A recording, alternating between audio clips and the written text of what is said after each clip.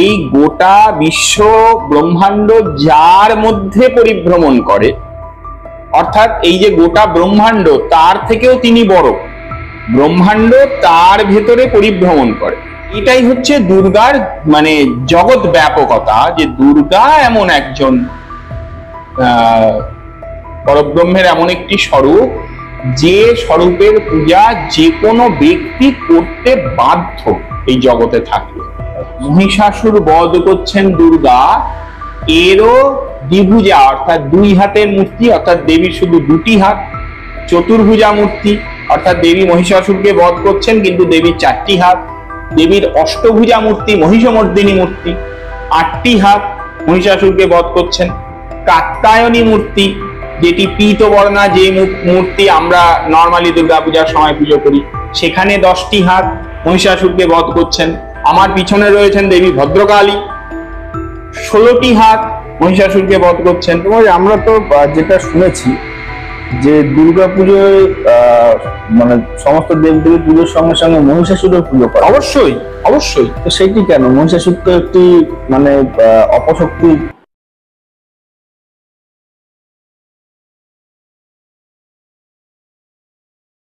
প্রথমে প্রণাম এবং স্বাগত জানাই। জয় মা, জয় মা আপনাকে আমাদের চ্যানেলে। তো মহারাজ, সামনে যেহেতু দুর্গাপুজো আসছে, তো এখন তো দেবীপক্ষ শুরু হয়ে গেছে, তোমার এই দেবী দুর্গাকে নিয়ে আজকে আলোচনাটা আমরা করতে চাইছি। তো প্রথমে যে প্রশ্নটা আপনাকে করব সেটা হচ্ছে, আমরা দেবী পার্বতীকে জানি, যিনি মহাদেবের ঘরণী বলেও জানা যায়, কিন্তু দেবী দুর্গা কিন্তু মানে ওনার 10টা হাত বা ওনার সঙ্গে কিন্তু অন্যান্য দেবদেবীর কোনো মিল নেই। দেবী দুর্গা সম্বন্ধে যদি আপনি কিছু বক্তব্য রাখেন, মানে দুর্গা দেবী কে? দেখুন, দুর্গাকে নিয়ে প্রথমেই বলি, দুর্গার ডেফিনিশন বলতে গেলে ভগবতীর ডেফিনিশন হয় না, তাও বলছি যে শাস্ত্র একটি কথা বলে যে যয়েদম ভ্রাম্যতি বিশ্বম যোগীভীর ইয়া বিচিন্তয়ো যদ ভাসা ভাসতি বিশ্বম সৈকা দুর্গা জগন্ময়ী। আচ্ছা, কিরকম না, বলছে এই গোটা বিশ্ব ব্রহ্মাণ্ড যার মধ্যে পরিভ্রমণ করে, অর্থাৎ এই যে গোটা ব্রহ্মাণ্ড তার থেকেও তিনি বড়, ব্রহ্মাণ্ড তার ভেতরে পরিভ্রমণ করে। যোগীরা, সমস্ত ব্রহ্মবাদীরা তাদের ইষ্ট দেবতা বলে বা পরব্রহ্ম বলে যাকে ধ্যান করে, তিনি হচ্ছেন দুর্গা, যার প্রভায় এই জগৎ আলোকিত হয়। যদ ভাসা ভাসতি বিশ্বম। তো এই যে দুর্গা, তার মানে সৈকা দুর্গা জগন্ময়ী, দুর্গা হচ্ছেন জগন্ময়ী। তো তার মানে দুর্গা কিন্তু কোনো স্থান কালের বন্ধনে আবদ্ধ নন, দুর্গা স্থান কাল সবকিছুর থেকে অনেক বড়। দুর্গার কোনো রূপ হয় না, দুর্গার কোনো আবির্ভাব, দুর্গার কোনো আবাহন বিসর্জন হয় না। আচ্ছা, আমরা যা করি, এই যে দুর্গার যে বিভিন্ন রূপ বা ইত্যাদি, তা দেবতাদের কখনো বিভিন্ন ভক্তের কাতর প্রার্থনায় সেই জগন্ময়ী দুর্গা তিনি কৃপা করে কোনো একটি রূপে তাদের সামনে প্রকাশিত হয়েছে। তার মানেই তিনি সেই রূপে আবদ্ধ এমনটা নন। আচ্ছা, এই যে আমার একটা নির্দিষ্ট চেহারা আছে, আপনার একটা নির্দিষ্ট চেহারা আছে, রাম শ্যাম যদু মধু সবার একটা নির্দিষ্ট চেহারা আছে, এবং আমরা চাইলে এই জামা কাপড়গুলোকে বদল করতে পারি, কিন্তু আমি কি চাইলে আমার মুখটা বদলে ফেলতে পারবো? আমি কি চাইলে 6টা হাত বার করতে পারবো? পারবো না। আমি চাইলে হঠাৎ কালকে একটা অন্য কোনো প্রাণীর চেহারা ধারণ করতে পারবো না।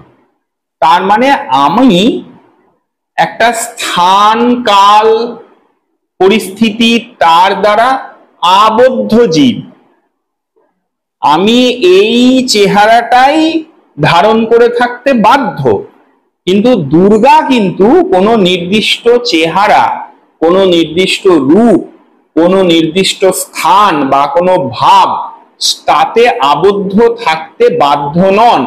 তিনি তাৎক্ষণিক প্রয়োজনে সেই পরব্রহ্ম যাকে আমরা দুর্গা বলছি তিনি কোনো প্রয়োজনে একটি সময়ে একটি রূপ পরিগ্রহণ করেন। কি বলা হয়েছে পুরাণগুলোতে, যে বিভিন্ন কল্পে। এই যে মহিষাসুর বধও বহুবার হয়েছে। আচ্ছা। তো তার মধ্যে 3টি কল্পের কথা তো ভীষণ আলোচিত, কালিকা পুরাণ, মহাকাল সংহিতা ইত্যাদি জায়গায় ভীষণ আলোচিত। এছাড়াও এরকম আলোচনা বিভিন্ন শাস্ত্রে আছে। গবেষকেরা যেগুলোকে এক জায়গায় করেছেন, করে কোনো গবেষকের মতে মহিষাসুরের সংখ্যা কিন্তু বোধহয় 25 বা 26 জন। আচ্ছা। এদেরকে বহু জায়গায় দুর্গা বিভিন্ন রূপে বধ করেছেন। কোথাও কার্তিকের মহিষাসুর বধের কথাও আছে। তো এই যে বিভিন্ন রূপ, তার মানে দেবী তা বিভিন্ন সময় বিভিন্ন রূপ গ্রহণ করে দুষ্ট শক্তির বিনাশ করেছে। আচ্ছা। এটাই হচ্ছে আসল কথা। সেই জন্য তিনি কখনো দ্বিভুজা, কখনো চতুর্ভুজা, কখনো অষ্টভুজা, কখনো দশভুজা, কখনো ষোড়শ ভুজা, কখনো অষ্টাদশ ভুজা, কখনো বিংশতি ভুজা, কখনো চতুর্বিংশতি ভুজা। অসংখ্য ধ্যান আছে দুর্গার, অসংখ্য নাম আছে দুর্গার। শুধু জয় দুর্গা নামেই অসংখ্য ধ্যান এবং মন্ত্র আমাদের দেশেরই বিভিন্ন প্রভিন্সে পাওয়া যায়। আচ্ছা। তো সেই জন্য দুর্গার কোনো নির্দিষ্ট ডেফিনিশন, দুর্গার কোনো নির্দিষ্ট স্থানকাল হয় না। দুর্গা ওই কথাটা ভীষণ সত্যি, যে সৈকা দুর্গা জগন্ময়ী, দুর্গার সমস্ত জগতে পরিব্যাপ্ত হয়ে অবস্থান করেন। তিনি প্রয়োজনে কোনো একটি নির্দিষ্ট রূপ নির্দিষ্ট সময় ধারণ করেন। আবার পুরাণে কোথাও কোথাও দেবী পার্বতী, যার কথা আপনি প্রথমেই বললেন, শিব রুদ্রঘরণী পার্বতী, এই পার্বতীকেও দুর্গার সঙ্গে অভেদ করে দেখানো হয়েছে। আচ্ছা, শ্রীকুলীয় কোনো শাস্ত্রে দেবী ললিতা, তাকে দুর্গার সঙ্গে অভেদ করে দেখানো হয়েছে। ভদ্রকালীকে দুর্গার সঙ্গে অভেদ করে দেখানো হয়েছে। আবার একটি অসাধারণ কথা মহাকাল সংহিতা বলছে তোমার যে দেবতাই ইষ্ট হোক, শারদিয়া, মূলত শারদিয়া এবং সম্ভব হলে শারদিয়া এবং বাসন্তী, দুইবারেই তুমি কল্পনা করবে যে তোমার ইষ্ট দেবতা তিনি দুর্গারূপ পরিগ্রহণ করে দুষ্ট শক্তিকে বিনাশ করছেন। এই প্রকার কল্পনা করে নিজ ইষ্ট স্বরূপ চিন্তন করে দুর্গার পূজা করবে। আচ্ছা। এটা কিন্তু অনেক বড় কথা হয়ে গেল তখন। মানে কোন দেবী দেবতার মধ্যেইও তিনি আবদ্ধ থাকলেন না, মানে সমস্ত আমার ইষ্ট দেবতা তো যে কেউ হতে পারে।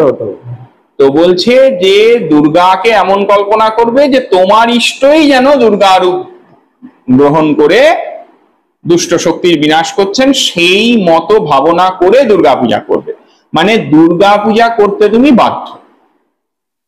এ কথাও শাস্ত্রে বলেছে যে দুর্গা পূজা কেমন কর্ম, না দুর্গা পূজা নিত্য কর্ম, দুর্গা পূজা নৈমিত্তিক কর্ম, আবার দুর্গা পূজা কাম্য কর্ম। কি বলছে না নিত্য কর্ম কেন দুর্গা পূজা? বলছে যে দুর্গা পূজা এমন একটি কর্ম যা প্রতি বছর করতে হয়, করলে কোনো নির্দিষ্ট পুণ্য ফল লাভ হবে এমনটা নয়, কিন্তু না করলে অপরাধ হবে। এটা কেমন?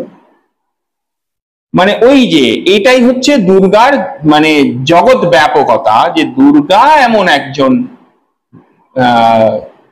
পরব্রহ্মের এমন একটি স্বরূপ, যে স্বরূপের পূজা যে কোনো ব্যক্তি করতে বাধ্য এই জগতে থাকলে। বিশেষত সনাতন ধর্মাবলম্বী তিনি দুর্গা পূজা করতে বাধ্য। দুর্গা পূজা নিত্যকর্ম। আবার দুর্গা পূজা নৈমিত্তিক কর্ম, নৈমিত্তিক কর্ম সেই জন্যই দুর্গা পূজায় নির্দিষ্ট সময় আমরা করছি।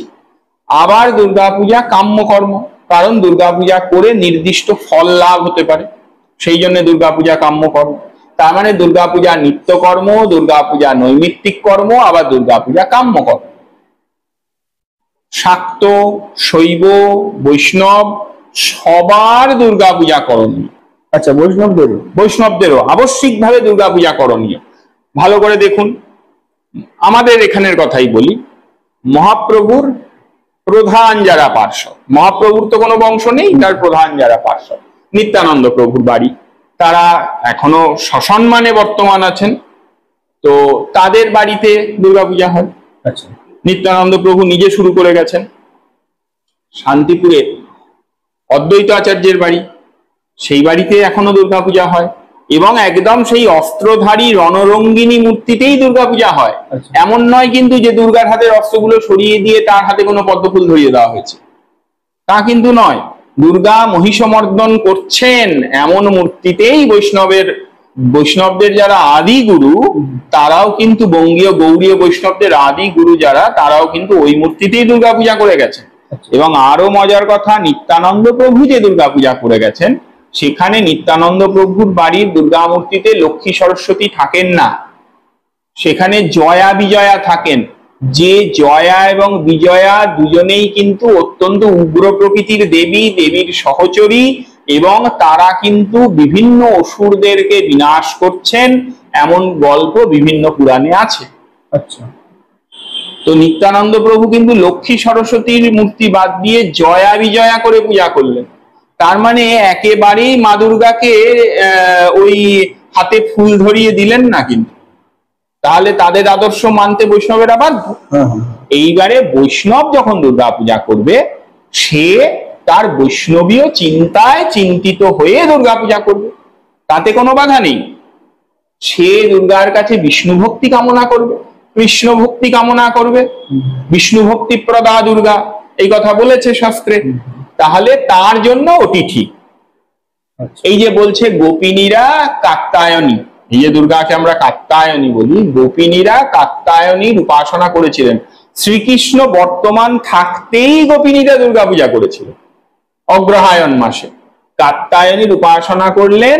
এই কাত্যায়নীর উপাসনা করে তার কাছে কি চাইছেন গোপিনীরা? যে নন্দগোপের পুত্র যেন তাকে আমরা পতিরূপে প্রাপ্ত করতে পারি, তাকে আমরা আমাদের প্রিয়তম রূপে প্রাপ্ত করতে পারি, এই কামনায় দুর্গাপূজা করলেন।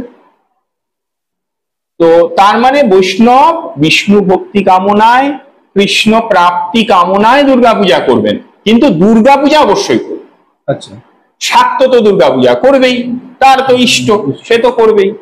শৈব, তিনি ভগবান শিবের অনন্য শক্তি, অন্তরঙ্গ শক্তি, তার অভিন্ন শক্তি কল্পনা করে দুর্গার পূজা করবে। মানে মহাদেবের যে শক্তি, তাই তো দুর্গা, তার চোখে তাই দুর্গা, সেই কল্পনা করে দুর্গা পূজা করবে। কিন্তু দুর্গা পূজা শৈব, আর ওই যে শাক্ত তো করবেই, তার তো তিনি ইষ্ট, তার তো তিনি সব। কাজে দুর্গা পূজা সকলের করণীয়, দুর্গা পূজা না করলে অপরাধ হয়। তো আমরা তো মার্কেন্ডীয় পুরাণের কথা জানি, যেখান থেকে আমরা মনে করি দুর্গাপুজোটা আমাদের প্রচলন হয়েছে। তো এই যে রাজা সুরতের কথা আমরা পাই, তো এই রাজা সুরতের পুজো প্রচলন করার আগেও কি দুর্গাপুজো ছিল? নিশ্চয়ই নিশ্চয়ই দুর্গাপূজা ছিল। শারদীয়া বা ইত্যাদি এই যে পূজা, এই পূজাগুলি শুরু করায় এক একজন ব্যক্তির নির্দিষ্ট, মানে ওই যে নৈমিত্তিক, মানে নির্দিষ্ট নিমিত্তে তিনি নির্দিষ্ট সময়ে একটি পূজা উৎসব শুরু করেছেন, সেটি আমরা এখন মেনে চলছি, এইটা ঠিক। কিন্তু তার আগে দুর্গাপূজা ছিল না তা কিন্তু নয়। আচ্ছা, বিভিন্ন সময়ে বিভিন্ন প্রয়োজনে ঋষি কাত্যায়ন থেকে শুরু করে সমস্ত মহা ঋষিরা, দেবতারা সবাই দুর্গাপূজা করেছেন। রামচন্দ্রের দুর্গাপূজার কথা বলেই তো বঙ্গদেশে দুর্গাপূজা শুরু। আচ্ছা, মহাভারতেও কিন্তু দুর্গাপূজা রয়েছে। মহাভারতে রয়েছে, হ্যাঁ। অর্জুনকে দিয়ে শ্রীকৃষ্ণ স্বয়ং ভগবান পূর্ণব্রহ্ম নারায়ণ, তিনি অর্জুনকে দিয়ে যুদ্ধের শুরুতেই তো দুর্গা পূজা করাচ্ছেন। সেখানে দুর্গাপূজার বিস্তৃত বর্ণনা নেই, কিন্তু অর্জুন যে ভগবতীকে আবাহন করে স্তবমন্ত্রে তাকে প্রীত করছেন, সেই কথা তো একদম প্রত্যক্ষ মহাভারতেই রয়েছে। তার মানে একটি কথা বলা হয় যে সমরেষু দুর্গা। আচ্ছা, সমরে অর্থাৎ যুদ্ধে পরব্রহ্মের যে রূপের আশ্রয় আমরা গ্রহণ করব যুদ্ধ জয়ের নিমিত্ত, তাও হচ্ছেন দুর্গা। আচ্ছা, সেই জন্যই রাবণ বধের পূর্বে দুর্গা পূজা করছেন, তার মানে দুষ্ট শক্তির বিনাশের জন্য দুর্গা পূজা করছেন। অর্জুনও ধর্মের পক্ষ হয়ে যখন অধর্মকে বিনাশ করার জন্য, যে ধর্মক্ষেত্রে কুরুক্ষেত্রে সমবেতা যুৎসবা, তো ধর্মক্ষেত্র কুরুক্ষেত্র, যেখানে ধর্মের জয় এবং অধর্মের পরাজয় হবে, এই ধর্মের জয়ের জন্যেও অর্জুন কিন্তু সমরেষু দুর্গা, দুর্গাকেই আবাহন করছেন, দুর্গাকেই পূজা করছেন, এবং তার উপদেশ তাকে কে দিচ্ছেন? স্বয়ং শ্রীকৃষ্ণ। আচ্ছা, দেবী ভাগবত যদি দেখি, দেবী ভাগবতে খুব পরিষ্কার রয়েছে যে দুর্গার পূজা ইন্দ্রাদি দেবগণ, ব্রহ্মাদি দেবগণ, ব্রহ্মলোক, গোলোক ইত্যাদি সমস্ত জায়গায় দুর্গা পূজা দেবতারাও করেছে। আচ্ছা, কাজী তাহলে এটা বলতেই হবে, যদি এ কথাই মানি তাহলে আমাকে বলতেই হবে যে পৃথিবীতে নয়, পৃথিবীর অনেক আগে দেবলোকেই দুর্গাপূজা হয়ে আসছে। আচ্ছা, আচ্ছা। তো দেবলোকেই দুর্গাপূজা হয়ে আসছে, এখন পৃথ্বীলোকেও হচ্ছে। কালিকা পুরাণ কি বলছে? কালিকা পুরাণ বলছে যে এই যে রাবণকে বধের জন্য রাম দুর্গাপূজা করলেন, তখন ব্রহ্মা দেবীর কাছে অঙ্গীকার করছেন যে এই পূজা গোটা জগৎ চিরদিন কন্টিনিউ করবে। আচ্ছা, হ্যাঁ, আমরা এমন পূজা করব যে তুমি দেবী ভদ্রকালী, তিনি রাবণের তো তিনি উপাস্য দেবতা, রাবণকে তো তিনি রক্ষা করছেন, এই কথা তো রয়েছে। তো তুমি, রাবণ এখন অধর্মের পথ গ্রহণ করেছে, তুমি রাবণের পক্ষ পরিত্যাগ করে রামের পক্ষ অবলম্বন করো, তবেই রামের জয় সম্ভব, নচেত নয়। সেই জন্যই তার আবাহন, তার এত বড় করে পূজা। তো সেই এই যে এখনো যখন আমরা বোধন করছি, তখনও তো রাবণস্য বধার্থায় রামস্য অনুগ্রহায় চ, এই যে বলছে মন্ত্রে, তার মানে কি ওই কথাটি স্মরণ করা হচ্ছে যে রামচন্দ্রকে অনুগ্রহ করার জন্যে, রাবণকে বধের জন্যে ব্রহ্মণা বোধিতা পুরা, প্রজাপতি ব্রহ্মা তোমাকে বোধন করেছিলেন, সেই মতো আজ আমিও করছি। আচ্ছা। তো সেই জন্যে দুর্গাপূজার কোনো শুরু নেই। মানে কেউ যদি বলে যে দুর্গাপূজা কবে শুরু হয়েছে, দুর্গাপূজার কোনো শুরু নেই। দুর্গাপূজা অনাদিকাল থেকে চিরকাল হয়ে আসছে, এবং যতদিন এই জগৎ থাকবে ততদিন হবে, যাবৎ চন্দ্র দিবাকর। বলছি যে দেবী দুর্গা তো আমরা জানি যে ওনার 10টা হাত রয়েছে বা 10টা অস্ত্র রয়েছে, এর কি কোনো ব্যাখ্যা রয়েছে শাস্ত্রীয়? হ্যাঁ, দুর্গার এই যে 10টি হাত, এটাও কিন্তু ওই যে বললাম, তিনি তো স্থান এবং কালের দ্বারা আবদ্ধ নন, ফলে দুর্গার 10টি হাত এটিও কোনো নির্দিষ্ট একটি সত্য নয়। আচ্ছা, মহিষাসুর বধ করছেন দুর্গা, এরও দ্বিভুজা অর্থাৎ 2 হাতের মূর্তি, অর্থাৎ দেবীর শুধু 2টি হাত। চতুর্ভুজা মূর্তি অর্থাৎ দেবী মহিষাসুরকে বধ করছেন কিন্তু দেবীর 4টি হাত। দেবীর অষ্টভুজা মূর্তি, মহিষমর্দিনী মূর্তি, 8টি হাত, মহিষাসুরকে বধ করছেন। কাত্যায়নী মূর্তি, যেটি পীতবর্ণা, যে মূর্তি আমরা নর্মালি দুর্গাপূজার সময় পুজো করি, সেখানে 10টি হাত, মহিষাসুরকে বধ করছেন। আমার পিছনে রয়েছেন দেবী ভদ্রকালী, 16টি হাত, মহিষাসুরকে বধ করছেন। দেবী উগ্রচণ্ডা, 18টি হাত, মহিষাসুরকে বধ করছেন। দেবী মহালক্ষ্মী, যার কথা মার্কণ্ড পুরাণে রয়েছে, অষ্টাদশ ভুজা, মহিষাসুর বধ করছেন। ফলে দুর্গার 10টি হাত, এই কথাটি বলা যাবে না, এই কথাটি ঠিক নয়। কাত্যায়নী রূপে তিনি যখন মহিষাসুরকে 3য় কল্পে বধ করেছেন, সেই মূর্তিতে দেবীর 10টি হাত। আচ্ছা, আচ্ছা, আচ্ছা।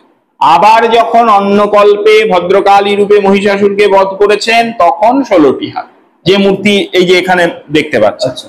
আবার যে একটি কল্পে যখন মহিষাসুরকে উগ্রচণ্ডা রূপে বধ করেছেন, তখন 18টি হাত। আচ্ছা। এবং প্রত্যেকটি মূর্তির ভাব এবং গাত্রবর্ণ অর্থাৎ গায়ের রং আলাদা আলাদা। আচ্ছা। আমরা যে মূর্তি পূজা করি দুর্গার, সেটিতে দেবীর কিরকম গায়ের রং হয়?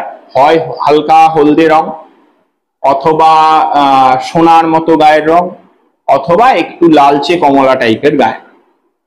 এই যে কাত্যায়নী মূর্তি, ইনার 10টি হাত, ইনি মহিষাসুর বধ করেছেন। আবার এই মূর্তি দেবীর কিন্তু মোটামুটি সৌম্য মূর্তি। এখানে দেবীর রণচণ্ডী এই কথাটি বলা হয়, দেবী মহিষাসুর বধ করছেন এই রূপ মূর্তি হলেও মহাভয়ঙ্করী তিনি নন। কিন্তু যখন তিনি আবার ষোড়শভুজা ভদ্রকালী রূপে মহিষাসুরকে বধ করছেন তখন নীল বর্ণা, তখন তিনি একদম নীল গায়ের রং, অপরাজিতা ফুলের মতো নীল গায়ের রং। তখন দেবী অর্ধ সৌম্যা অর্ধ উগ্রা বলা হয়েছে। তিনি কখনো কখনো উগ্র, কখনো কখনো সৌম্য। আবার যখন অষ্টাদশ ভুজা উগ্রচণ্ডা রূপে মহিষাসুর বধ করছেন তখন কৃষ্ণবর্ণা, গায়ের রং কুচকুচে কালো, এবং অতি ভয়ঙ্করী, বড় বড় দাঁত রয়েছে, গলায় মুন্ডমালা রয়েছে, মাথার চুলগুলো যেন আগুনের শিখার মতো উঠছে। ভয়ঙ্করী মূর্তি, এরম শান্তশিষ্ট দুর্গা মূর্তি নয়, ভয়ঙ্করী মূর্তি। সেই মূর্তিতেও তিনি মহিষাসুরকে বধ করেছেন। তো ফলে দুর্গার কোনো নির্দিষ্ট রূপ নেই, এই কথাটা আমাদের বুঝে নিতে হবে। দুর্গার বিভিন্ন কল্পে বিভিন্ন সময়ে তিনি যে রূপ ধারণ করেছেন তার মধ্যে একটি রূপ, ওই কাত্যায়নী রূপে মহিষাসুর বধকারী দশভুজা মূর্তির আমরা উৎসব করি, সাধারণত উৎসব করা হয়। সেই মূর্তির 10টি হাত, এবং সেই মূর্তির 10টি হাতে নানা রকমের ব্যাখ্যা আছে। নানা রকম ব্যাখ্যা বলতে এই ব্যাখ্যাগুলো বিভিন্ন যারা এই সমস্ত ক্রিটিক্স যাদেরকে বলে, এই ক্রিটিকরা তারা ব্যাখ্যা করেছেন যে 10 বলতে 10 হাতে তিনি 10 দিককে রক্ষা করছেন, তার মানে তিনি 4 দিক থেকে আমাদেরকে রক্ষা করছেন।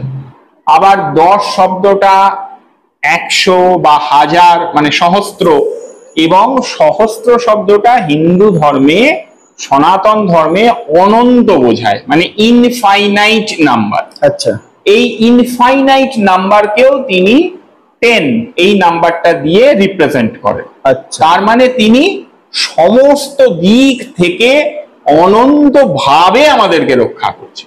এই রকম নানা রকম ব্যাখ্যা হতে পারে, কিন্তু ওই 10টাই আলটিমেট নয়, কারণ তার তো 2, 4, 8, 10, 16, 18, 20, 24 সব রকম হাতেরই মূর্তি আছে। কাজী 10টাই ওয়ান এন্ড ফাইনাল নয়। আচ্ছা, তার মানে 10টা যে আমরা সচরাচর পুজো হতে দেখি, এটা ফাইনাল নয়, এটা ফাইনাল নয়। এই তো এখানেই তো রয়েছেন 16 হাত, নীলবর্ণা 16 হাত ভদ্রকালী মূর্তি। হ্যাঁ, আবার আমার কাছেই আছেন উগ্রচণ্ডা মূর্তি, 18টি হাত, অতি উগ্র মূর্তি, গলায় মুন্ডমালা ইত্যাদি পরে রয়েছেন। তো এই যে সমস্ত মূর্তিগুলো। আচ্ছা, শ্রী শ্রী চণ্ডী মার্কণ্ড পুরাণ অন্তর্গত দেবী মাহাত্ম্য, যা দুর্গাপূজার সময় অবশ্য করে পাঠ করা হয়। এটা বঙ্গদেশের একদম চালু নিয়ম। দেবী মাহাত্ম্য, দুর্গা সপ্তশতী অবশ্য করে দুর্গাপূজার সময় পাঠ করা হয়। সেখানে দেবীর যে রূপের কথা বলা হয়েছে তা তো 18টি হাত যুক্ত, কিন্তু স্নিগ্ধ, সৌম্য, অতি সুন্দরী মূর্তি। তিনি মহালক্ষ্মী, ত্রিগুণা মহালক্ষ্মী।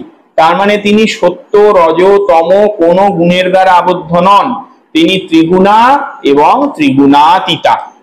সেই যে মহালক্ষ্মী, তিনি মহিষাসুর বধ করছেন। তার মানে আমরা দশভুজা মূর্তিতে দুর্গাপূজা করলেও তার সামনে যে দেবী মাহাত্ম্য পাঠ করছি সেই দেবী মাহাত্ম্যে দেবীর রূপের বর্ণনা কিন্তু 18 হাতের।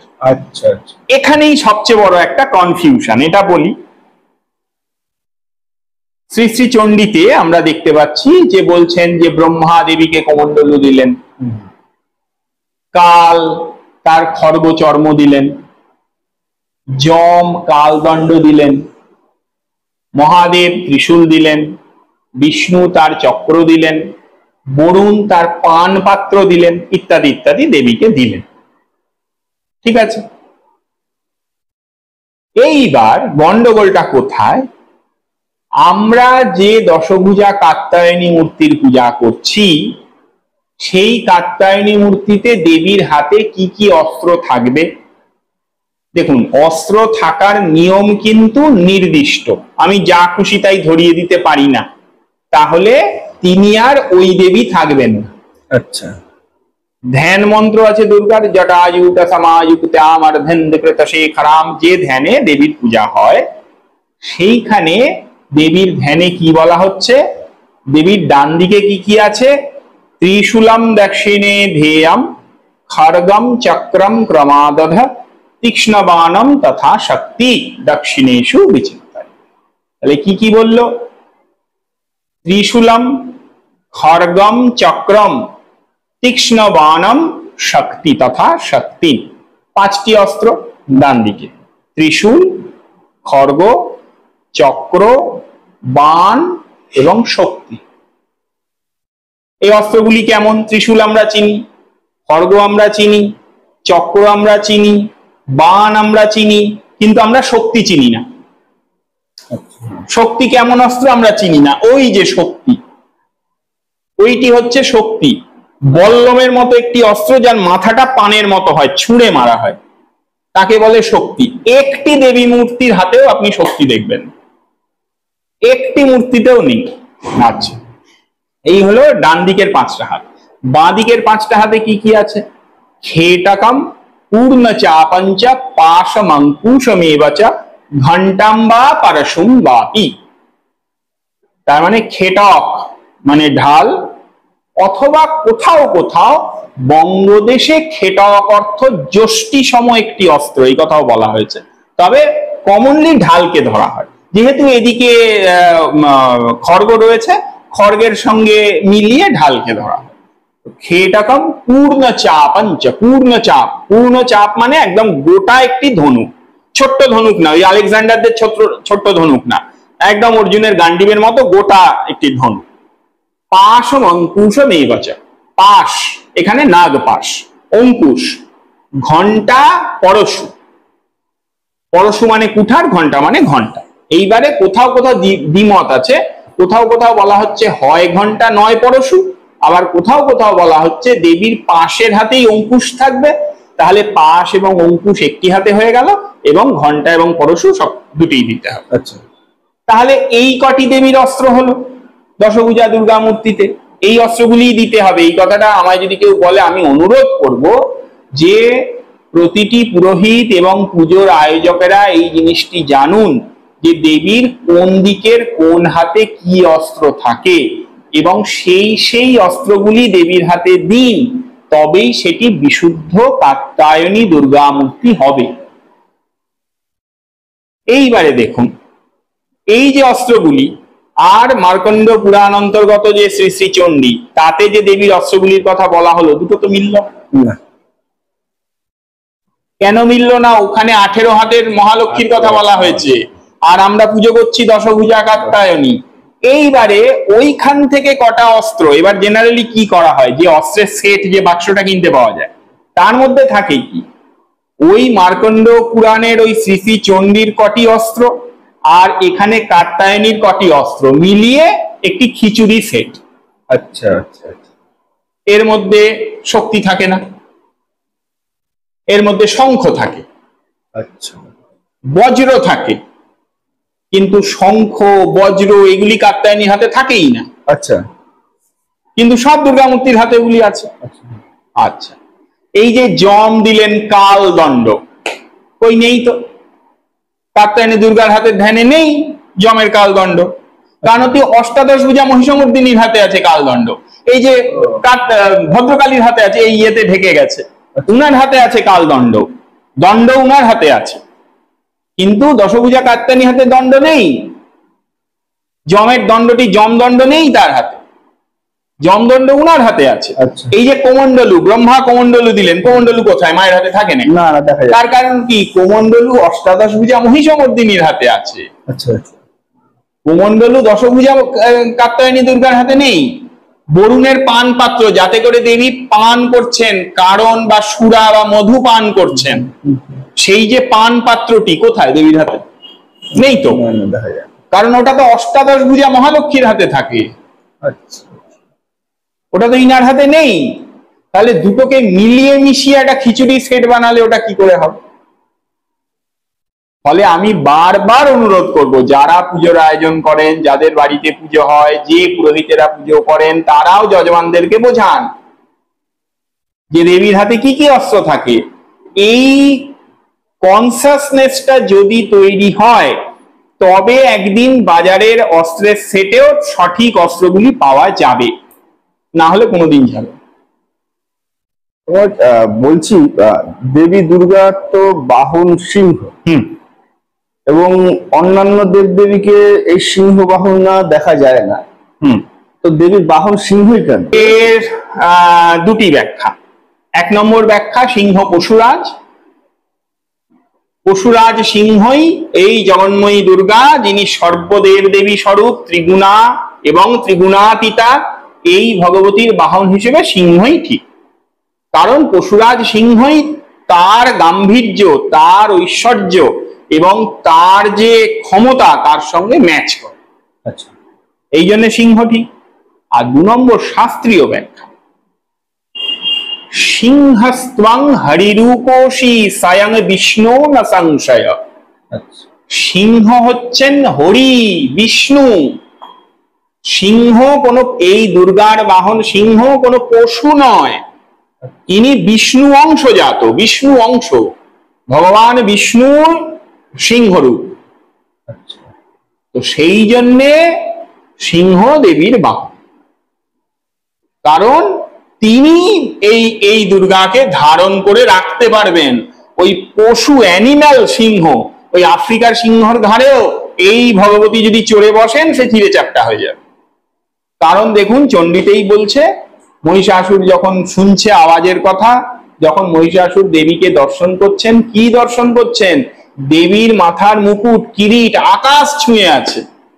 তিনি ওই 2 ফুট 4 ফুট 6 ফুটের একজন মহিলা নন। তার ওই চেহারা ওই আফ্রিকার লায়নের ঘাড়ে একটা পা রাখলেই ওটা চিড়ে চ্যাপ্টা হয়ে যাবে। ফলে তার সিংহ মহাসিংহ বলা হয়েছে। ওটি এমনি এমনি একটা সিংহ না, ওটি মহাসিংহ। সে সিংহ বিশাল পর্বতাকার, ফলে সেই সিংহ বিষ্ণু, বিষ্ণু অংশজাত। সিংহকে বিষ্ণু রূপে পূজা করা হচ্ছে। তো মন্ত্র সিংহস্তাং হরিরূপসী স্বয়ং বিষ্ণু ন সংশয়, সিংহর পূজার মন্ত্র। সিংহ হরি, সিংহ বিষ্ণু, তিনি পর্বতাকার, বিশাল তার চেহারা। তিনি ওই 1 ফুট 2 ফুট 4 ফুট 8 ফুট বা 12 ফুটের সিংহ নন, বিশাল। তার উপরেই তিনি দাঁড়াতে পারেন, নচেত নয়। বলে প্রতি বছর আমাদের বাংলায় যে দুর্গাপুজো হয়, তো এই দুর্গা দেবীর সঙ্গে কিন্তু লক্ষ্মী, গণেশ, কার্তিক এবং সরস্বতী দেবীরও পুজো করা হয়। তো দুর্গা দেবীর সঙ্গে এনাদের পুজো করার, দেখুন এখানে আমি বলি, এখানে একটি সামাজিক প্রেক্ষাপট এবং একটি শাস্ত্রীয় প্রেক্ষাপট। সামাজিক প্রেক্ষাপটটি আমরা সবাই জানি। দুর্গা আমাদের ঘরের মেয়ে, তাকে আমরা শিবের ঘরে বিয়ে দিয়েছি, সেখানে তার 4টি সন্তান হয়েছে, লক্ষ্মী, সরস্বতী, কার্তিক, গণেশ। এই লক্ষ্মী, সরস্বতী, কার্তিক, গণেশকে নিয়ে দুর্গা বছরে একবার বাপের বাড়িতে বেড়াতে আসেন। শিব তখন আসেন না, ছেলেপিলে সহ বউকে পাঠিয়ে দেন, তিনি 4 দিন এখানে ঘুরে আবার স্বামীর কাছে ফিরে যান। এই হচ্ছে সামাজিক প্রেক্ষাপট। এর সঙ্গে শাস্ত্রের বিন্দু মাত্র কোনো যোগ নেই, মানে মার্কণ্ড পুরাণে বিন্দু মাত্র কোনো যোগ। আচ্ছা, দুর্গা বা যদি আমি তাকে পার্বতীও ভাবি, কোন শাস্ত্রে তো পার্বতীকেও দুর্গা রূপ গ্রহণের কথা বলা হয়েছে, পার্বতীও যদি ভাবি, তাহলে কার্তিক এবং গণেশ পার্বতীর সন্তান, কিন্তু লক্ষ্মী এবং সরস্বতী তো পার্বতীর সন্তান না। তাহলে কোনোভাবেই দুর্গার সঙ্গে লক্ষ্মী, সরস্বতী মেয়ে হিসেবে আসতে পারে না, যদি পার্বতীও ভাবে। আর যদি সাইকা দুর্গা জগন্ময়ী, তাহলে শুধু লক্ষ্মী, সরস্বতী, কার্তিক, গণেশ কেন, আমিও তো তার সন্তান, তাহলে আমিও পাশে বসে বললেই হয়। তো ব্যাপারটা তা নয়। ব্যাপারটা হচ্ছে লক্ষ্মী, সরস্বতী, কার্তিক, গণেশ এরা কি? এরা বিদ্যা, এরা জ্ঞান, এরা বল, এরা বুদ্ধি, এরা ধন, এরা ঐশ্বর্য। আচ্ছা, তার মানে ভগবতীর উপাসনায় বল লাভ হয়, অর্থাৎ শক্তি লাভ হয়, বুদ্ধি লাভ হয়, ঐশ্বর্য লাভ হয়, জ্ঞান লাভ হয়।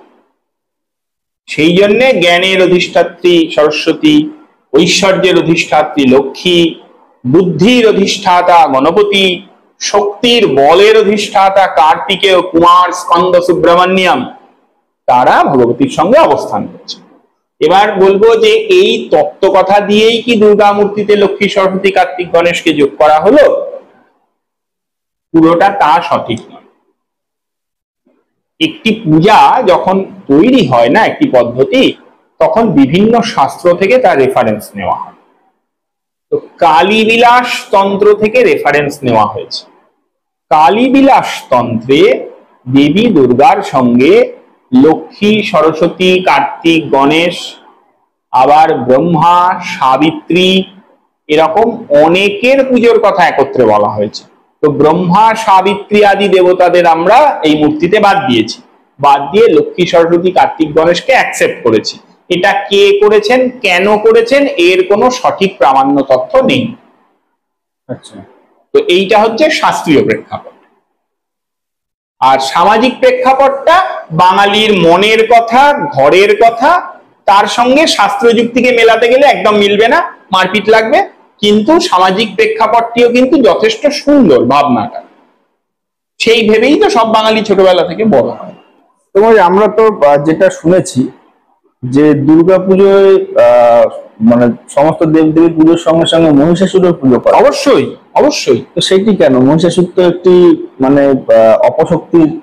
হ্যাঁ, মহিষাসুরের পূজা আমরা করব কেন, বা করব কি আদৌ, বা অনেকের মনেই প্রশ্ন থাকতে পারে যে দুর্গা মূর্তিতে যে অসুর রয়েছে তো বাজে লোক, দুষ্ট শক্তি, তাহলে তার পুজো কি কেউ করে? তার কি পুজো হয়? হ্যাঁ, পুজো হয়। বরণ করার সময় মহিষাসুরকে একদম সেই অচ্ছেদ্যা করলে হবে না, মহিষাসুরের পুজো হয়। এবং তাহলে একটু মহিষাসুরের তত্ত্ব নিয়ে আলোচনা করি, তাহলে তখন মহিষাসুরকে প্রণাম করতে ইচ্ছে করবে। মহিষাসুরের ধ্যানে কি বলছে?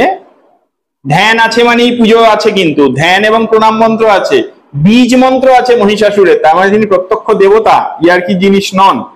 কি বলছে ধ্যানে? কৃপান চর্ম পানিঞ্চ সন্দষ্টৌশ্চ পুটম তথা শূলর ভিন্ন তনু শ্যামম রক্তাক্ষম মহিষাসুর গৃহীত কেশ পাশায় চণ্ডিকা বাম পাণিনা রক্তারক্তিকৃতাঙ্গায় মহিষায়নম। তো কৃপান চর্ম পাণিঞ্চ, কৃপান এবং চর্ম, তার মানে মহিষাসুরের হাতে আমরা কি দেখি? ঢাল তরবারি। কৃপান মানে খাঁড়া বা তরবারি, এবং চর্ম মানে ঢাল। রক্তনুশ্যামং রক্তাক্ষম, শ্যাম বর্ণ হবেন মহিষাসুর। মহিষাসুর কিন্তু গৌরবর্ণ হবেন না, শ্যামবর্ণ। রক্তাক্ষম মানে টকটকে লাল চোখ করে তাকিয়ে আছেন। হ্যাঁ, তো এইরূপ যে মহিষাসুর, সেই মহিষাসুরটা তো ধ্যান হলো, ঠিক আছে। তো মহিষাসুরকে প্রণাম করার সময় শাস্ত্র কি বলছে? বলছে রুদ্রপি। প্রথমেই দেখুন, রুদ্রপি, মহিষাসুরকে রুদ্র বলা হচ্ছে, অর্থাৎ মহিষাসুরকে এখানে স্বয়ং শিব বলা হচ্ছে। রুদ্রপি অসুর রাজত্বং দেবানাং দর্পনাশক পিতুর বর প্রার্থনায় মহিষী গর্ভ সম্ভব কাত্তায়ন্যং সময়ুধ্যম সামর্থ্যম কাস্ন্য বিদ্যতে তেনা সুরেন বিধৃত সমরে মধুসূদন তেনান তেন বিজিত্যাজ ত্রিদশা শিবকীকৃতা মন্নন্তরেণ ত্রয়ম তেনা ভুক্ত রাজ্যম অকণ্টকম বহব কাশ্যবাসেনা পরার্ধশত সংবিতা রুদ্র রূপ ধরায়তু মহিষাসুরায়তে নমঃ। রুদ্র রূপ ধরায়তু মহিষাসুরায়তে নমঃ। মহিষাসুরকে রুদ্ররূপ, রুদ্রোপি অসুর রাজত্বং, অসুররাজ মহিষাসুরকে রুদ্র বলা হচ্ছে, শিব বলা হচ্ছে। অর্থাৎ তাহলে এখানে মজাটা কোথায়? না, মজাটা হচ্ছে এরম কথা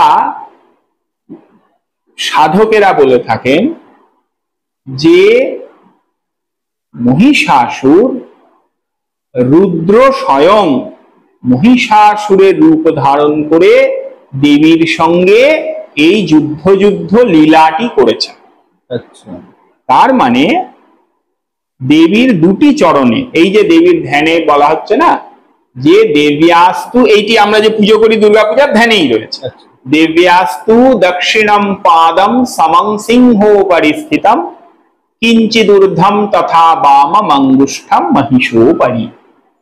দেবীর দক্ষিণে পাদ, দেব্যাস্তু দক্ষিণম পাদম সমং সিংহ পরিস্থিতম, সিংহের উপরে থাকে, আর কিঞ্চিদূর্ধ্বম তথা বামম অঙ্গুষ্ঠম, একটু উপর দিকে বাম অঙ্গুষ্ঠ মহিষোপরি। ওই মহিষাসুর রুদ্ররূপ আর সিংহস্তম হরিরূপসী, তাহলে দক্ষিণ পদ হচ্ছে সিংহের উপরে বিষ্ণুরূপ, তাহলে রুদ্ররূপ এবং বিষ্ণুরূপ দুইজনের উপরে দেবী দাঁড়িয়ে রয়েছে, এবং গোটা সেটটার তলায় যে কমল বা পদ্ম অবস্থান করছে তা হচ্ছে প্রজাপতি ব্রহ্মাসর। তাহলে ব্রহ্মা বিষ্ণু মহেশ ত্রিদেব একীকৃত হয়ে ভগবতীকে ধারণ করছে। সেই জন্যই তো সৈকা দুর্গা জগন্ময়ী, দুর্গা জাতা নন, সৈকা দুর্গা জগন্ময়ী।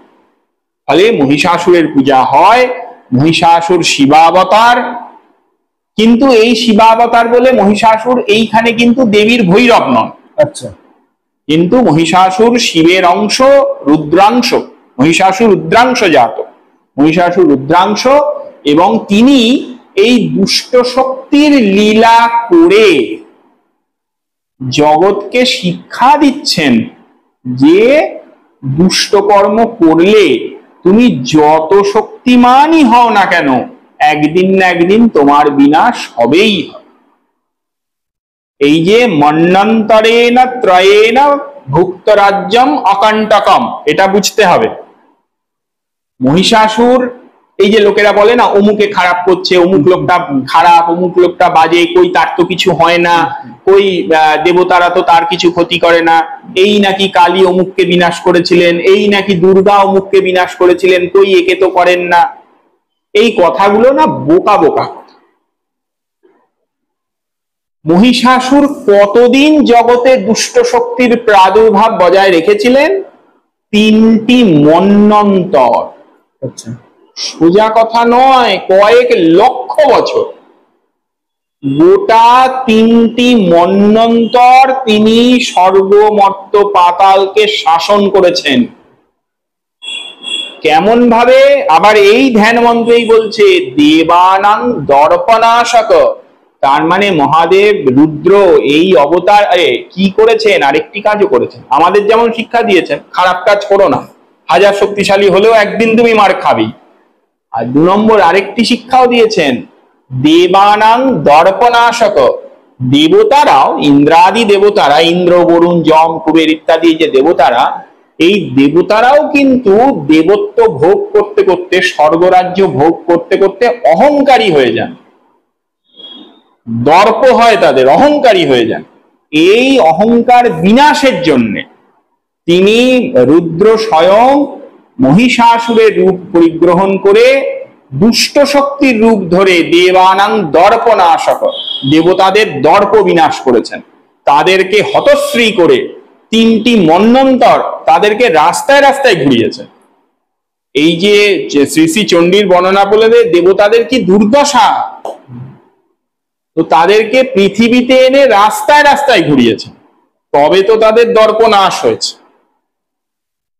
তারপরে সেই মহিষাসুরের বিনাশ হয়েছে।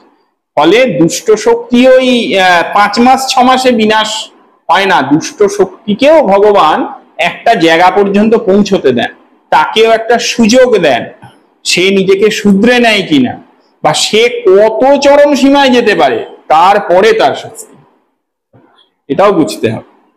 মহারাজ, আমাদের এই বাংলায় বা দেবী পুজোতে তো চণ্ডী পাঠের একটা মানে খুব গুরুত্বপূর্ণ জায়গা রয়েছে। তো আমি এইটা আমাদের আজকের এই এপিসোডের বিষয়ের বাইরে থেকে প্রশ্নটা আপনাকে করছি। এই চণ্ডী পাঠের কি সাধারণ মানুষ করতে পারে চণ্ডী পাঠ, বা কোনো ফলাফল কি করলে পাওয়া যেতে পারে? এখানে আমি একটু শাস্ত্রের মত বলবো আর একটু আমার ব্যক্তিগত মত। শাস্ত্রের মত কি বলছে যে শাস্ত্র অধ্যয়ন সবাই করতে পারে, অর্থাৎ শ্রী শ্রী চণ্ডীর দেবী মাহাত্ম্যের যে কাহিনী অর্থাৎ দেবী মাহাত্ম্যটা কেউ যদি অধ্যয়ন করে, অর্থাৎ কেউ যদি বাড়িতে পড়াশোনা করেন, রিডিং লার্নিং, আচ্ছা তাতে কিন্তু কোনো বাধা নেই, তাতে কোনো জাতি বর্ণ ভেদও নেই। আচ্ছা কারণ যদি ব্রাহ্মণাদি চারটি বর্ণই, ব্রাহ্মণ ক্ষত্রিয় বৈশ্য শূদ্র সবাই ধর্মকে নাই জানবে, এবং আজকের যুগে দাঁড়িয়ে আমি আমার মত বলি, এবার আজকের যুগে 2024 সালে দাঁড়িয়ে কাউকে যদি আমি বলি যে তুমি 1000 পড়াশোনা করেছো, তুমি MA পাস করেছো, কিন্তু তুমি যেহেতু ব্রাহ্মণ নও, তোমার যেহেতু উপনয়ন হয়নি, তাহলে তুমি চণ্ডীর বইটা পড়ে কাহিনীটা জানতেও পারবে না, তোমায় আরেকজনের বাড়ি গিয়ে তাকে দিয়ে পড়িয়ে জেনে আসতে হবে, এই কথা বলি, তাহলে কেউ আমার কথা শুনবে না, উল্টে লোকে পড়বেই না, ছেড়ে দেবে। আমাদের তো সেটা কাম্য নয়। অধ্যয়ন, লার্নিং, রিডিং সবাই, কারণ আমাদের সবাইকে আমাদের ধর্মের ঐতিহ্য, আমাদের ধর্মের কথা জানতে হবে, না জানলে কি করে হবে। এইবারে কোথায় নিষেধ? যখন একজন সংকল্পিতভাবে দেবীর পূজার অঙ্গ হিসেবে দেবী মাহাত্ম্যের পারায়ণ করছে, আচ্ছা সেটি ব্রাহ্মণ দিয়ে করে। তার মানে সংকল্পিত দেবী পূজার অঙ্গীভূত দেবী মাহাত্ম্য পারায়ণ, এই জায়গাটাতে আমাদের নিয়মটুকু মানতে হবে। কিন্তু লার্নিং, রিডিং অ্যান্ড লার্নিং, এটাকে বন্ধ করে দেওয়া যাবে। তাহলে এটা বন্ধ করে দিলে ধর্ম নষ্ট হবে। চণ্ডী তাহলে প্রত্যেকটি মানুষই পড়া উচিত তো, না হলে মানুষ জানবে কি করে? এই যে আমি বলছি যে চণ্ডীতে এই এই অস্ত্রের কথা বলা হয়েছে, চণ্ডীতে 18 হাতের কথা বলা হয়েছে, অমুক কালিকা পুরাণে 10 হাত 16 হাত 18 হাতের কথা বলা হয়েছে, এই অস্ত্রের সঙ্গে এই অস্ত্র মিলছে না, তুমি এটা করো না ওটা করো, মানুষ এটা সবচেয়ে ভালোভাবে কবে বুঝবে এবং জানবে? আমার কথা শুনলে না, নিজে পড়লে তবেই তো সবচেয়ে ভালোভাবে জানবে, বুঝবে, মনে থাকবে তার। আমরা যেটা জেনে তাকে পড়তে দিতে হবে তো, যে চণ্ডী পাঠ ব্রাহ্মণ ছাড়া কেউ করতে পারে। হ্যাঁ, ওই যে চণ্ডী পাঠ এই শব্দটার মানে হচ্ছে কি? চণ্ডী পাঠ এই শব্দটার মানে হচ্ছে দেবীর পূজার অঙ্গীভূত সংকল্পিত দেবী মাহাত্ম্যের পারায়ণ। আচ্ছা, এটি হলো চণ্ডী পাঠ। আবার পঞ্চাঙ্গ সস্তয়নে চণ্ডী পাঠ আছে, তো পঞ্চাঙ্গ সস্তয়নের কর্মাঙ্গীভূত দেবী মাহাত্ম্যের পারায়ণ, সেটি চণ্ডী পাঠ, তখন সেটি ব্রাহ্মণ দিয়ে করা। কিন্তু এই যে বললাম রিডিং লার্নিং, সেটা আটকালে হবে না, তাহলে ধর্ম নষ্ট হয়ে যাবে। সবাই পড়বে, জানবে তো, পড়বে এবং জানবে, শিখবে, তবে সে ধর্মকে যখন সে জানবে না, তখন মানুষ বর্ণাশ্রম ধর্মের গুরুত্বটাও তখনই বুঝবে, যে বর্ণাশ্রম ধর্ম কাউকে ছোট করার জন্যে, কাউকে বঞ্চিত করার জন্য তৈরি হয়নি। বর্ণাশ্রম ধর্মে কাউকে ছোট কাউকে বড় এটা করার চেষ্টা করা হয়নি।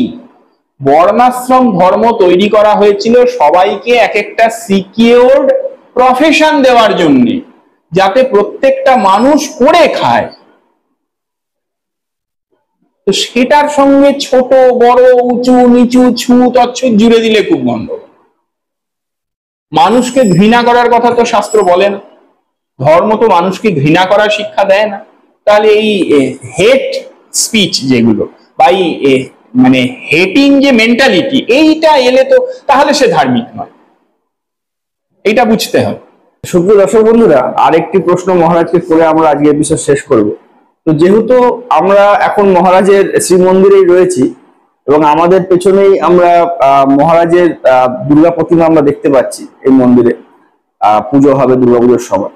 তো মহারাজ, আমরা তো যে আপনি দুর্গা দেবীর সম্বন্ধে অনেক বর্ণনা দিলেন, তো আমরা তো যে দুর্গা দেবী সাধারণত পুজো হতে দেখি, তো আপনার দুর্গা দেবী তো কিছুটা একটু আলাদা আলাদা দেখতে পাচ্ছি। তো এইটা আমরা দুর্গাপূজার মূলত যেগুলো মেনে এখন চলছে, দুর্গোৎসব যেগুলো মেনে চলছে, তাতে রয়েছে বৃহৎ নন্দিকেশ্বর পুরাণোক্ত একটি দুর্গাপূজা পদ্ধতি, কালিকা পুরাণোক্ত একটি দুর্গাপূজা পদ্ধতি, দেবী পুরাণোক্ত একটি দুর্গাপূজা পদ্ধতি। এই কালিকা পুরাণোক্ত দুর্গাপূজা পদ্ধতি এবং আমি তার সঙ্গে অ্যাড করি মহাকাল সংহিতা উক্ত দুর্গাপূজা পদ্ধতি। আচ্ছা, মানে মহাকাল সংহিতা কিন্তু তন্ত্র, আর এই তিনটি হলো পুরাণ। তো দুটি জিনিসকে আমি মেলাচ্ছি ওই জন্য। তো এই যে মহাকাল সংহিতা বা কালিকা পুরাণোক্ত দুর্গাপূজা পদ্ধতি, তাতে দুর্গার তিনটি মুখ্য কল্পের কথা বলা হয়েছে। মুখ্য কল্প, আরো কল্প আছে, মুখ্য কল্পের কথা বলা হয়েছে। একটি হচ্ছে কৃষ্ণা নবম্যাদি কল্প, একটি হচ্ছে শুক্লা প্রতিপদাদি কল্প, একটি হচ্ছে ষষ্ঠ্যাদি শুক্লা ষষ্ঠ্যাদি কল্প। এছাড়াও সপ্তম্যাদি কল্প, অষ্টম্যাদি কল্প, কেবল অষ্টমী কল্প, নবমী কল্প আছে। তো এই যে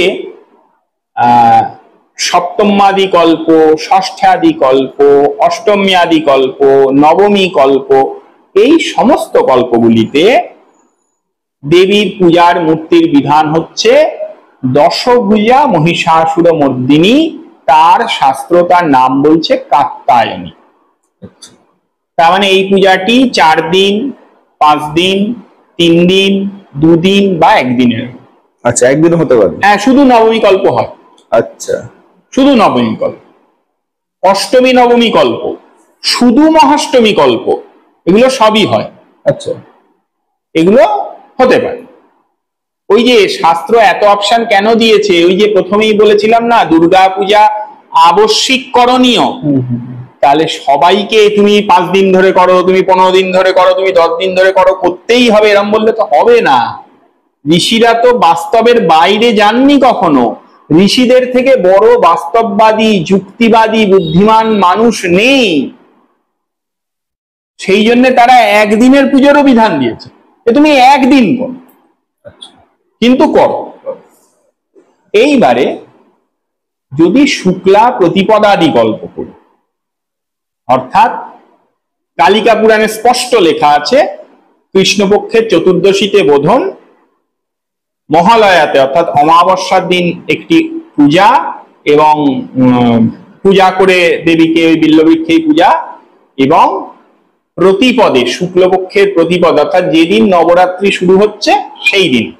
নবরাত্রি শুরু হচ্ছে এই কথাটি এই জন্য বলছি যে নবরাত্রি জিনিসটা এখন মানুষ জেনে গেছেন।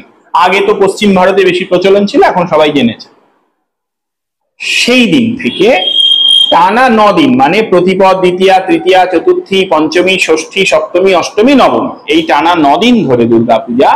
এইরূপ দুর্গাপূজা যদি করা হয় তাহলে মহাকাল সংহিতা অথবা কালিকা পুরাণ বলছে যে তাহলে দেবীর যে রূপ হলে সবচেয়ে ভালো হয়। শাস্ত্র যে কথা বলছে যে কি রূপে পুজো করবে না, ষোড়শ পূজা ভদ্রকালী, তার গায়ের রং অপরাজিতা পুষ্পের মতো নীল বর্ণ। এই যে নীল বর্ণ, 16টি হাত হবে, আর বাকি সব দশভুজা দুর্গা মূর্তির মতোই। তো ইনার পুজো 9 দিন ধরে হবে, সপ্তমী, অষ্টমী, নবমী না, 9 দিন ধরে হবে। আচ্ছা, নবরাত্রির সঙ্গে? হ্যাঁ, নবরাত্রির সঙ্গে একই সঙ্গে চলবে। আচ্ছা, এটি হচ্ছে ভদ্রকালী মূর্তি, 16টি হাত। এই হাতের অস্ত্রবিন্যাস আলাদা।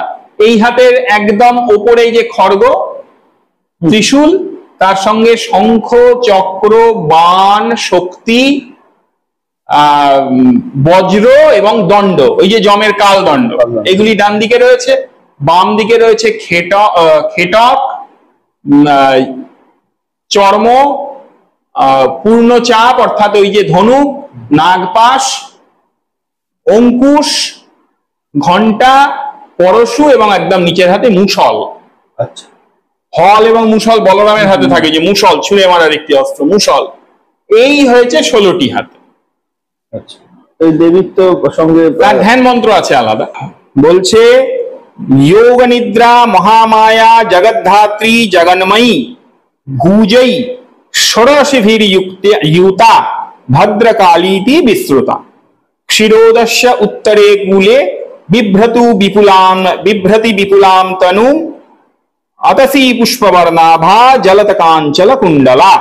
এই যে অতসী পুষ্পবর্ণাভা বা অপরাজিতা পুষ্প বা অতসী পুষ্পের মতো গাত্রবর্ণ, এটি ভদ্রকালীর বর্ণ। এবং এই অতসী পুষ্পবর্ণ কি কিন্তু অনেক সময় বঙ্গদেশে পীতবর্ণ ধরা হয়। জটাজূট খন্দেন্দু মুকুটত্রয় ভূষিতা নাগহারেণ সহিতা স্বর্ণহার বিরাজিতা। এই যে শূলম খড়গঞ্চ শঙ্খঞ্চ চক্রম বাণম তথৈব চ শক্তিম বজ্রঞ্চ দণ্ডঞ্চ নিত্য দক্ষিণ বাহুভি। ডান দিকের হাতে এই কটা থাকবে, একদম সুস্পষ্ট তাই দেওয়া আছে এখানে। এইবারে এই দিকে কি থাকবে? খেটকম চরম চাপঞ্চ পাশম অঙ্কুশমেব চ ঘণ্টাম পরশুঞ্চ মূষলম বিভ্রতিম বামপানিভি। একদম সেই মতো সাজানো আছে। এইবারে সিংহস্থা, দেবী সিংহের উপরে থাকবেন। নয়নাই রক্তবর্ণই স্ত্রীভিরভিজ্জ্বলা, টকটকে লাল চোখ হবে তিনটি। শূলেন মহিষাং ভিত্ত্বা তিষ্ঠন্তি পরমেশ্বরী, মহিষাসুরকে শূলে বিদ্ধ করে রয়েছেন, যে মহিষাসুরকে শূলে বিদ্ধ করেছেন। বাম পাদেন চাক্রম্য তত্র দেবী জগন্ময়ী, বাম পাদ দ্বারা মহিষাসুরকে আক্রমণ করে অর্থাৎ মহিষাসুরকে চেপে ধরে তিনি তাকে শূলে বিদ্ধ করে অবস্থান করছেন। এই যে ভদ্রকালী, এই ভদ্রকালী ইনি এই 9 দিনের পূজিতা। তো আমার যেহেতু নবরাত্রিক ব্রত চলে এবং সেই সঙ্গে দুর্গাপূজা চলে, এই দুটি সেই জন্যে নবরাত্রিক ব্রত এবং দুর্গাপূজা একত্রে চলে। তো এই সেই জন্য নবদিবসীয় ভদ্রকালী রূপ দুর্গার, সেই জন্য রূপটি একটু অন্য রূপের থেকে আলাদা। আচ্ছা, আর আপনার এই দেবী মূর্তির সঙ্গে তো জয়া বিজয়া আছে। এই মূর্তিতে পূজা করার ক্ষেত্রে যেহেতু কালীবিলাস তন্ত্র, যেখান থেকে লক্ষ্মী সরস্বতী কার্তিক গণেশের কনসেপ্টটা এলো, কালীবিলাস তন্ত্রে কিন্তু দশভুজা দুর্গার কথাই বলা রয়েছে, একদম পরিষ্কার করে দশভুজা মূর্তির কথা বলা রয়েছে। তো সেই জন্য এই মূর্তির সঙ্গে লক্ষ্মী সরস্বতী কার্তিক গণেশের কথা কিন্তু বলা নেই। আর জয়া বিজয়া দেবীর সঙ্গে সততই সব জায়গায় থাকে, সেটা নিয়ে কোনো অসুবিধা নেই। সুপ্রিয় দর্শক বন্ধুরা, আমরা দেবী দুর্গার মার্কণ্ডেয় পুরাণের যে গল্পটি রয়েছে বা যেই প্রেক্ষাপটটি রয়েছে সেটা নিয়ে আমরা আলোচনা করলাম না আজকে, কারণ আমরা কিন্তু এই বিষয়টি জানি, প্রত্যেকে রাজা সুরতের কথাও জানি এবং মহালয়ার সকালবেলা প্রতিদিন আমরা প্রতি বছর আমরা টিভিতে বা অন্যান্য জায়গায় অনুষ্ঠান দেখে আমরা কিন্তু জানি। আজকে আমরা যেটি আলোচনা করলাম দেবী দুর্গার রূপ মাহাত্ম্য নিয়ে এবং শাস্ত্রীয় ব্যাখ্যা। তো আপনারা অবশ্যই চ্যানেলটিকে সাবস্ক্রাইব করুন এরকম ধরনের আরো নতুন নতুন ভিডিও পেতে, আর আমাদের সঙ্গে থাকুন, অবশ্যই দেখতে থাকুন বেস্ট জয় ইউটিউব চ্যানেল। আপনাকে অসংখ্য ধন্যবাদ মহারাজ। জয় মা, জয় মা, জয় মা। সবাই ভালো থাকবেন, ভগবতীর কৃপা সবার উপরে বর্ষিত হোক, দুর্গোৎসব সবার অত্যন্ত আনন্দে কাটুক।